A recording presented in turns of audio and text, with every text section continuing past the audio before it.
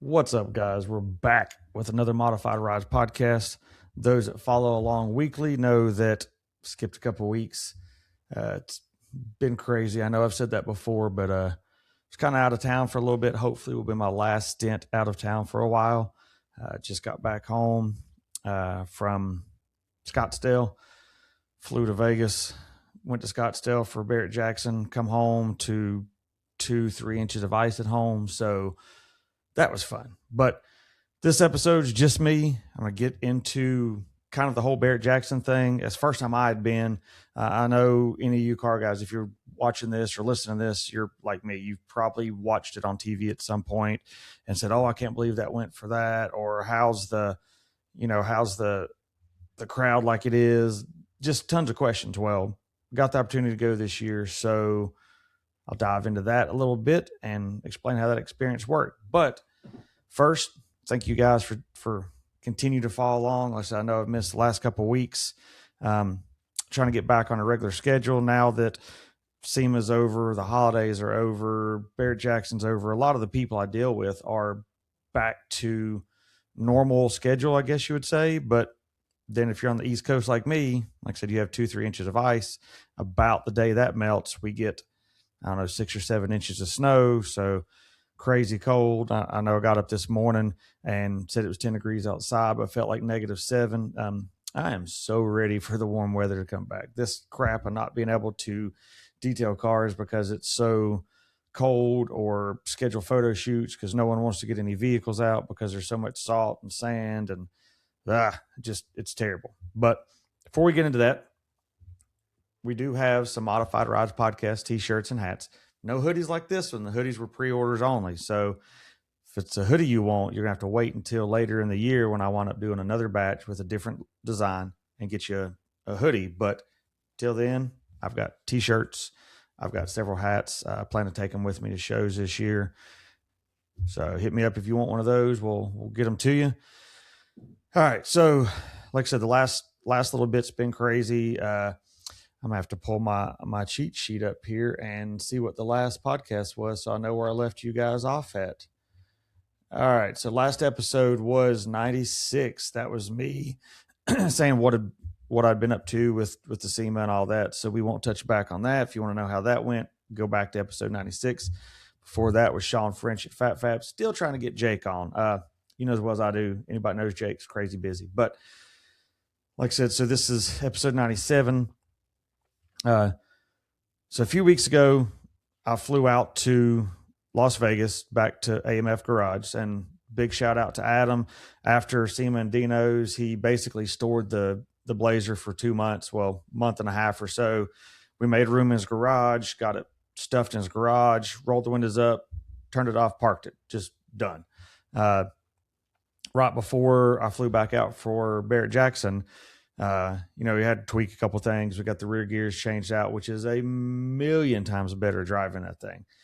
I know when I first did it, drove it to Dino's, 75 miles an hour down the interstate, you were probably 2,400 RPMs. That thing was screaming. You couldn't have a conversation with someone if you tried. It was so loud. Well, changed the rear gears from 370s to 3.0s, readjusted everything in the computer, readjusted some transmission stuff, thanks to Frank over at Revolution Street Cars.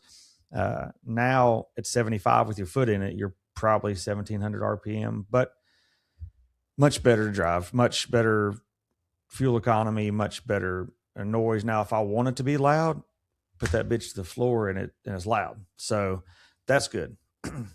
Well, to get into the whole Barrett Jackson thing, no, it wasn't for sale. No, I didn't have plans on selling it. No, I didn't try to promote it for sale. So at SEMA 2025, when I had the Blazers a couple months ago, I won the TMI Trim Award for Best SUV/Wagon.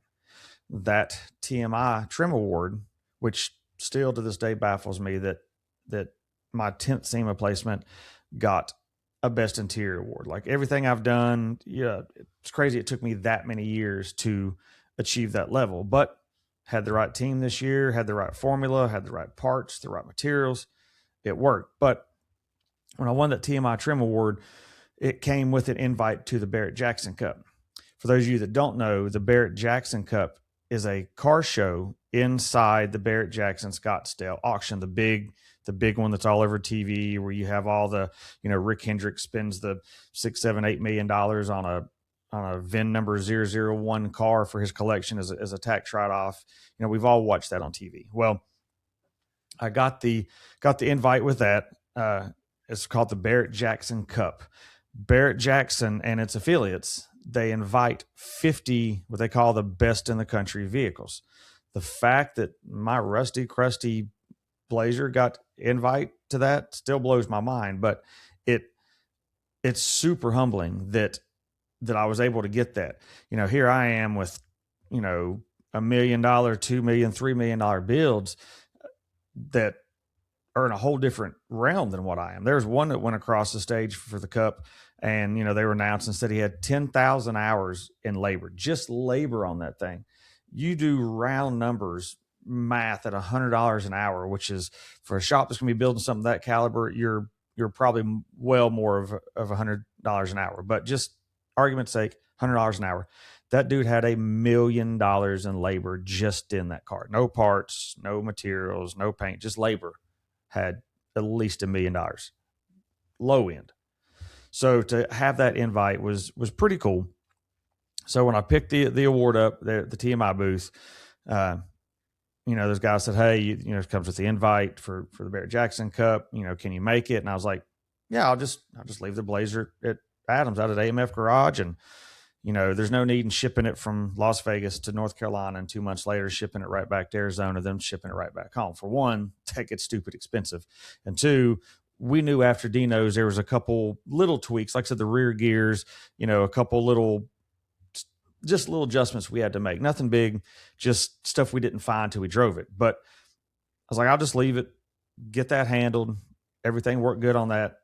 So I flew out the Wednesday before Barrett Jackson. I had to be there Saturday. Hold on, I'm gonna use my cheat sheet, my calendar again here. So I flew back out January 14th to Vegas. Flew back out. We fixed a couple things that Adam needed a hand with, needed a second set of hands to get things working. Did some more test miles with the rear end. Got that handled, got it up on the lift, and where we got a couple hours of rain coming back from Dino's, which was a good test. We figured out there was a small leak, fixed that leak. That's completely fine now, which was good that we got a little bit of rain. Found out, the wipers work, everything works, but with that powder-coated chassis, bed liner underneath, it was pretty trashed underneath. So I actually had a mobile guy, thanks to Ninja Ed for the referral, had him come out before I ever flew out to Vegas and washed it. First time it's been washed, which those that know me know my OCD, and usually at SEMA, everything's been perfectly polished and coated and just perfect. Well, didn't have the ability because all my gear's here in North Carolina and the vehicle was in Vegas, but it worked out. We got it dialed in. But the first time it was washed was right before Barrett Jackson to get the rain off of it from Dino's. Got it on the lift, spent a couple hours underneath it with some detail spray and some waterless wash and some towels, and got everything underneath it dialed in. And then we were fortunate enough to be able to borrow the Counts Customs rollback, which is what we use to shuttle the body to the paint shop and, the truck back from interior. So we can put it all together, being Ryan Evans and, Ghetto Bob that did my paint and interior or at Counts Customs, kind of called that favor and said, "Hey, let's borrow the rollback. This thing's clean underneath. Let's get it, drive it the 5 hours to Barrett Jackson." And that worked out. So we got it loaded up, made the 5-ish hour trip, got it unloaded. It was like 6 o'clock in the morning. That was Saturday the 17th, about 6:30 in the morning. Got it unloaded, got in line. They ran us into the main arena where you watch the Barrett Jackson auction on TV. There was no chairs in there. Of course, the balcony chairs and stuff were in there. The stage was already set up. Pulled in. First thing I thought was, man, it's small. This thing looks way bigger on TV. Like, I couldn't believe how small the room was. I was expecting a much smaller or a much bigger room. I'm like, okay, did they change rooms this year? Like, didn't know. First time I'd ever been to Scottsdale. First time I'd ever been to a Barrett Jackson. And, they all staged this, roped everything off. I have a nice Trans Am beside me. I can't remember the shop's name. Built a beautiful car, carbon fiber wheel, forged carbon fiber wheel. Sorry. Fingerprint scanner. You unlock it, use your thumbprint to unlock it. There's no key. It's all electronic. Crazy build. The shop said that, the guy had well over $1 million in it. And I'm like, okay, well, I'm already out of place. Car on the other side of me was the 49 Pontiac Chieftain that was one of the grade 8 cars last year. It was in the McGuire's booth at SEMA. And anybody that knows the McGuire's booth at SEMA every year, they always have the best of the best black vehicles. It's normally a black vehicle. Well, this thing was flawless. So it's beside me. And this dude's probably got a couple million in it. And I'm like, once again, I'm nowhere in the ballpark of these guys. But to have that invite was huge to me. Like, that's a resume checker. That was pretty awesome in my mind. But they roped us all off. We sit there all day. They had the judges come through. Bobby Alloway, Chip Foose, Troy Trepanier. Those were the judges. They come through and checked everything, and they picked their top 5 is how they did it. Like I said, this was top 50 invite only from Barrett. Even though I got the invite at SEMA, I still had to submit photos and information, everything. They had to prove that everything was what they said it was. But we're parked on the floor with these 50 vehicles. You've got the Scout that won the Best on Roadster Shop award at SEMA. I think it's 69 Scout with it looks all modern stuff. It was there. There was a Hogan built Blazer there. Classic Car Studios had their truck 2 down for me. BBT Fab had their Impala right beside that one. Just heavy hitters. So I'm blown away. I'm a kid in a candy store walking around this place. So all day that Saturday, we sit there, roped off, people come around, and then they drive us across stage. And as they drive us across the stage, they announce who the builder was. That'd be Adam. Who the owner was, that'd be me. And what the highlights of what's been done to it. Of course, they don't go through a whole list because y'all know me. I have a list of every nut, bolt, all that stuff. But went across the stage, announced what's what. They did their live stream, went back across, back out the other side to go outside for staging. Now I'll say I've been to hundreds of car shows. I've had my personal vehicles with my photos on multiple magazine covers. I've done SEMA. Like I said, this was my 10th SEMA placement. I've even had, me on MTV when Dub Magazine did their used to have their, Dub Magazine project. And I was shooting Travis Pastrana's cover for Dub. There was clips of me on TV like that. That was all cool. But to roll across that stage that so many of us car guys have watched and just been amazed by, that was huge. I was able to get Kristen to come in. She got there and rode with me. And, we're riding. Of course, she's on the crowd side. And I'm like, hey, look at the crowd. And she's like, no. Like, little nervous. But as my daughter said, that was my cheer competition, because her, as a cheerleader her whole life, she's on stage with all the crowd cheering and watching, them perform. So that was a good analogy. But that was definitely a huge, huge moment in anything I've done. Still blows my mind. Still super humbling to even be invited to hang out with this caliber of vehicles. Like I said, we go outside, they drive us through, and we have to wait until they clear some of that area out, because they have to run us back through the main arena and then back through a little door into another tunnel and put us into another room. Well, we get all that. We get parked like that Saturday night. Sunday I show up, make sure everything's good, wipe it back off, or blew all the dust up being outside. They had us all roped off inside, and in the Equidome is what they call it. 25 vehicles were on one side of the top of the bleachers, I guess you'd say, and the other side had the other 25. Parked us there all week. Sunday they set everything up for the main auction. Main auction started Monday. At this point, so I'm already there 2 full days, and a full weekend, which is what most shows are. Well, then Monday, the actually auction starts. So you walk back into that same room and you're like, okay, it's full of chairs. It still don't look as big as it does on TV. I'm like, it's just a bunch of chairs. Yeah, it looked bigger with the chairs and no vehicles taking up space, but it was just different than what I expected. So Monday through Friday that week, I'm there every day. Uh, I'll sit by the truck for a little bit. I had tons of people coming asking questions, answer little questions. I'd walk, check out some of the vehicles, see what kind of vendors and stuff there were. Kind of go sit back for a little bit, just typical car show type stuff. Well, in the mornings they would auction off all the signs and gas pumps and vending machines from the 50s and stuff, like all the collectible stuff. All that was auctioned off. Well, then in the evenings they'd start running cars. Monday they had a few cars, Tuesday had a few cars, and the cars started getting nicer and nicer throughout the week. Well, fast forward to Friday, you walk in that room mid-afternoon that I thought was small, seeing that room packed, it definitely is how big it looks on TV. That first day just kind of threw me off. But, Friday you start getting the VIPs show up. You start getting the big dollar cars and stuff come through. So it was definitely a crowded experience.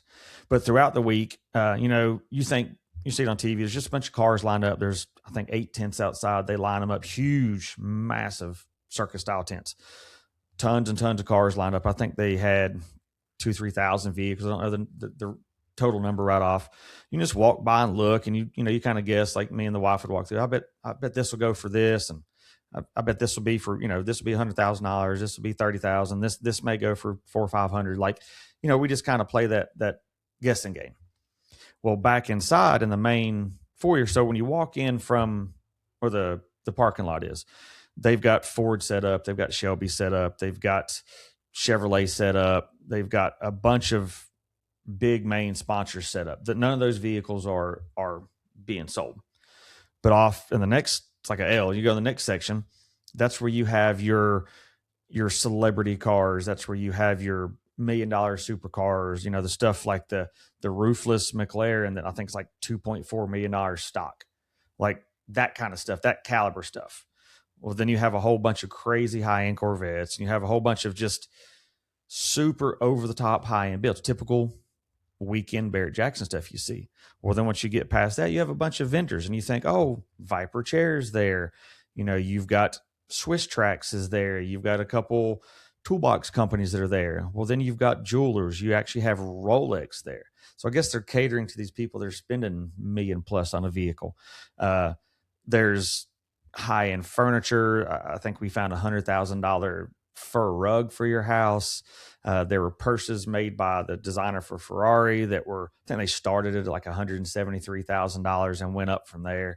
Just stuff you never would expect at a quote unquote car show. It was kind of cool to see that stuff because it's stuff that I'll never see, I'll never own, furniture that'll never be in my house, artwork, just crazy high and stuff. You name it, they had it there. I think they were trying to keep the wives busy while the guys, I think Adam was saying, he's like, yeah, sorry, honey, I only spent $5 million this week on cars. And her's like, oh, that's fine. I only spent $300,000 in the vendor section. Like, there's just something for everybody. But then you get back to the back and you get into another whole batch of vehicles that as far as you can see. But in that vendor area, I mean, you could buy boats. We're not talking about your little 22-foot fishing boat. We're talking about boats that start at $900,000. Start at $900. The one there is probably over $1 million. There was pontoons that were $700,000, $800,000, $900,000. Like just that caliber of stuff there. So that was cool to check that out. But throughout the week they would run cars through, and as you see when they leave the stage, they put the sticker and they put sold on it. So you'd walk back through and you'd see what was sold and what it sold for. There's some stuff. I know one of the Trey 5 built dualies, I think went for $47,000, an OBS dually. That dude had more than that and paintwork, I'm sure.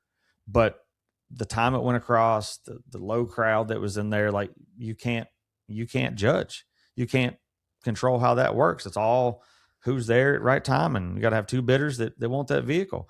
Well, then you have one of the Fat Fabs built dually that went for $227,000, and you got the 50-50 online about that. Some people's like, oh, that guy got a steal. Then you have the people that's never built anything to that caliber that think, well, that guy way overpaid for that dually. And it's like, you don't realize let's round numbers, $100,000 off the lot. That's a Chevy 3500 diesel, like a loaded truck. Round numbers, that's $100,000 just to drive the stock vehicle off the lot. That's it, just the vehicle. Well, then you've got what, $20,000-$30,000 worth of wheels and tires on it. Then Jake and the Fat Fabs crew, they're going to put, I want to say, for a full chassis like that, I'd say at least another 100, depending on what powder coat, what options, that kind of stuff. It can go up and go down. If you've built anything of that caliber, you understand how those numbers work. So to say that guy raped somebody for $227,000, no. That guy probably honestly lost money at $227,000, but somebody got a good deal on a dually. So, that worked. You have a few of these crazy. I know everybody's seen on the internet the $1 million Lincoln Town car, Continental. Yeah, Lincoln Continental, the 65, whatever it was, with suicide doors. You see the pictures of all the rust and stuff, and it just goes to show. I think you have those two people that bid on it. You had one guy that really wanted it and somebody else that really wanted it. Well, they were back and forth to that guy spending $1 million on it. Does that dictate what those cars are worth now? Absolutely not. Can you base that on what it costs to build? I think that's more of a window versus what these people are paying for these vehicles. I think I'd seen a post. I don't know if it was the same car. Said the guy bought it recently for, I don't know, 100 and something thousand, and did an engine swap and interior, and then sold it for $1 million. Props to the dude that made $800,000-$900,000. Props to that dude. But he could have also gone in and lost his ass, and the car could have sold for 70. You just, no reserve. You have no way to control that. And something I never knew about the Barrett Jackson thing is when you sign over that you're going to do that vehicle, like I said, it's no reserve. You give them your title. You sign that title to Barrett Jackson. Barrett Jackson owns those vehicles. You can't back out. You can't sell it in the parking lot. You can't say, no, it didn't meet my reserve, because there is no reserve. If that car, truck, whatever goes across and it gets $10,000 for it and you've got $200,000 in it, you just lost $180,000. If that car goes through for $200,000 and you've got 70 in it, you just made $130,000. There's no way to control that or dictate how that's going to work. But like I said, that's Barrett Jackson's vehicle. From the time you sign up for it to the time it's sold, it's theirs. I had a couple of friends go through and do the auction this year. Chris Stafford had built at Stafford's Garage, had built Odie's truck, the 56 Chevy. If you look right here behind me, those are on YouTube. That Street Trucks cover, Genesis. I was able to shoot that at SEMA 24, shoot that cover. Beautiful truck, roadster top chassis, one-off wheels, little shop brakes on it. Just everything's flawless on it. He parked up in the main hall. Actually had Kevin Hart's Bronco from Velocity beside him. So Odie kind of hung out, answered questions all week. You kind of hope it goes for good. You can't tell. I was able to be there when Odie's went across. You watch the vehicles before, they're $1 million, $1.5 million, 800,000, 300,000. Like they're high, but they're all over the place. Odie's comes across, he hops out. You watch it go up. Sold for $400,000 plus fees. I think with the buyer's fee, I think it was like $440. I think is what it is. I think the buyer pays 10% and the seller pays another 8%. So Barrett Jackson's making 18% off of that. So they're making both sides of it, which is how they do such a big event. But congrats to Odie and Stafford's Garage for building such a killer vehicle. It's not only was it on that cover, it was on a couple other covers. John Jackson shot it, killed it with the photos as usual. Was able to get a lot of press off that truck for that year. So Odie said it was just time to let it go. Said he was tired of wiping on it. It shows. But congrats to those guys. I had a local buddy, Jamie, had his 60, I think it was a 68 or 69 Bronco. I stuck with years and stuff that I'm not tore into like that all the time. I can tell you the difference in a round body and square bodies or Camaros. I can tell you that. But anyway, he took his Bronco. It was a full new chassis, painted and buffed bottom of the tub, knew everything on it. Nervous as can be, watched it go across. It did pretty good, went for 176. Could it have gone for more? Yes. Could it have gone for less? Yes. The vehicles before it were big money as well. At the time it went across was, I mean, prime time. Like it was when it should have gone across. If it would have gone through like Tuesday or something afternoon, it wouldn't have done good. My buddy Pat that come out and help with the wiring on the Blazer, the school he works at, they build these trucks with the school. They get a lot of sponsors, a lot of help, and the kids in the school build these show trucks. The truck was at SEMA, then it wound up going to Barrett Jackson, sold. I think it sold for 136. That truck should have gone for way more. It's an LT4 roaster shop chassis. Like it should have gone more, but it went at like 10 o'clock at night. It's kind of hard to pull big money when there's 200 people in the room. So it's kind of just a crapshoot on this, but it was cool to see vehicles go across that I personally knew or was involved with in some way or another, or like the Bronco. I did all the photos for it. Any of y'all or see my Braille Images Instagram might have seen the orange Bronco. I did the photos of the lifted one. That was my photo, so I was had a little tie to that one. But it was cool to see that aspect of it. What you see on TV versus what it is in real life is just two different things. There's so many people. It's like you take the Super Bowl and just take them out of the stadium and just pass them around the parking lot. Like there's restaurants, there's bars every 20 feet. You hear, oh, these guys, you get 3 drunk guys out there bidding on something, they're going to, run the price up. What's exactly what happens? And these bidders, you get your bidder pass and you go in and, you get 8 free drinks a day. So there's certain bidder bars I go to, they just scan their badge and get their drinks and, have a good time. And that's what that event, I feel like for me is it was a good time, whether it was hanging out, answering questions at the Blazer, whether it was wandering the vendor rows. I actually picked up a Viper chair, the Mini Creeper. I'd been looking at one before I went, and they actually sold me the one that they had there already assembled. It was exactly what I needed, to sit on, to polish wheels or clean wheels, keep me off my knees, and super, super good deal. And I'd say less than half off or more than half off of what it should be. And they're like, I'll just come pick it up the end of the week and take it home. So looked up and did that. But by browsing the vendors and, looking at stuff you don't see and, looking at cars, running into people from all over the country, that I've seen at shows like that, that to me was a good time. Would I go for the 8 days again? No. I mean, unless you have to be there for something. I mean, I was there, wipe the truck off every day. It still gets dusty and everything, but it was cheaper for me to stay for the week than it was for me to get there, fly home. Then I was only going to be home for like 3 days, then do the airport, fly back, get a different hotel room. Like it was cheaper just to stay in the Airbnb for a week. And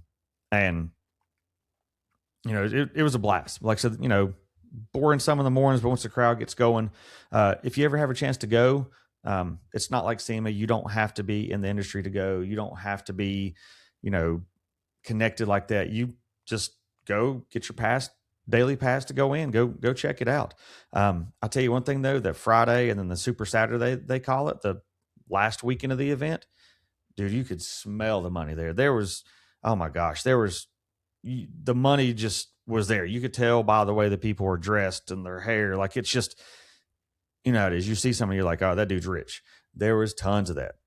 But those were also the days that those $1 million+ vehicles were going through. So, you expect that. You got some celebrities and stuff walking around, but they're doing the same thing I was doing. They're checking cars out, going to the vendors, stopping by the bar, grabbing a corn dog. It's a typical show, but TV's all over the place. So even if you're not sitting in the main room watching the event in person, there's TVs all over. Like vendors have big movie projector size TVs, outside, and then like half the vendors inside have the TVs going. So it was definitely cool. Vendor wise, Hills Hot Rod was there. Chris Fessler with Fessler Glass was there. Got him coming on the podcast soon as well. There's a bunch of people like that set up. Trailer companies, Featherlight was there. Aluma was there, which those guys had me looking at trailers, even though I said I wasn't going to trailer this thing. The Blazer, I do have quite a few far shows that are 6, 8, 9 hours away. I really don't want to pile 2, 3 people in the Blazer and luggage and camera gear and drive that far and fight with it. For shows like that, it honestly makes sense after looking at the trailers and some of the tilt options they have. I'm going to pick me up a aluminum trailer, pull it with a Tahoe, then I can just leave it. I got several shows this year that I'm going to be at. Before we cut this short here, let me find my 26 shows. I'm going to hit Greenville Motorama, Greenville, South Carolina, big indoor show. I've got it in March. Want to hit Terminal Takeover, but I guess Glenn and them sold out, so take that one off. It is going to Orange Beach Invasion. Be parked on the main concourse road down there. Little surprise coming through with that. You have to wait till I see some artwork, but that one's going to be big. Got that one coming up. Mini Nats. Of course, I'll drive there. That's local to me. Trying to see if one of my sponsors got a booth for Atlanta Truck Invasion. C10's in the city. I'll be parked with AMD. Hoping to make it Battle of Bama. Like I said, all these I'm trying to get locked in. They're schedule-wise, whatnot. Poppy's Patina's already asked if I could park with them at Battle of Bama. Got good guys down in Georgia to be in the AMD booth again. Good guys, Columbus, Ohio. That's evidently one of the big good guys shows. Never been to it. Everything I've built's always been modern. So other than the good guys show in Charlotte, over the years, I've never been to one. So going to do the Columbus one. That one's in the AMD booth as well. Jason Bell's show out here, Southeast Truck Nats. Oh, I'm sorry. Southeast Truck. Got those mixed up. All Truck Nats was his. So in July, Southeast Truck Nats in Lebanon, Tennessee. My bad, Brian. My bad, Jason. I just see Truck Nats and looking at the schedule here. Hopefully get out to that one, Lebanon. That one's a good show. It's hot, hotter than the balls that week, but it should be a good time. Of course, Showdown in the Valley. Mitchell and Shane and Chris, my boys here local, put that show on. Such an awesome show. It's a little bit of everything, lifted, lowered. It's pretty cool vibe. They moved the dates up this year because last year it was, 12 degrees at the show. The year before it snowed. So this year they moved it up to July 31st to August 2nd to get a little better temperature. GM Truck Fair, Brian's show over there in Greenville, Tennessee. I'll drive over to that one. AMD's using me in their booth. Triple Crown. That's one of the big ones I wanted to hit with the Blazer this year because of what it is.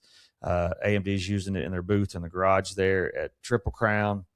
Hoping to make it a Smoky Mountain Truck Fest. That's mostly a lifted truck show, but they have a little bit of everything. I'm waiting to hear back from a couple of sponsors. Hopefully TIS goes out to that one.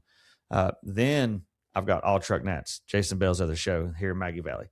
And then after that one, I got C10 Fall Revival. If you go back a couple episodes, I had Lou Perez from C10 Fall Revival, had him on. Can be at that one, can be back in the AMD booth at that one as well. Hoping to get the Blazer back out to SEMA this year. I've talked to a couple of my sponsors, and they're like, "Yeah, we'd love to have you out. We've just got to get everything first of year handled and jump into that." But as of now, guys, that's the tentative plan for the Blazer. Of course, I'll try to hit a few cars and coffees.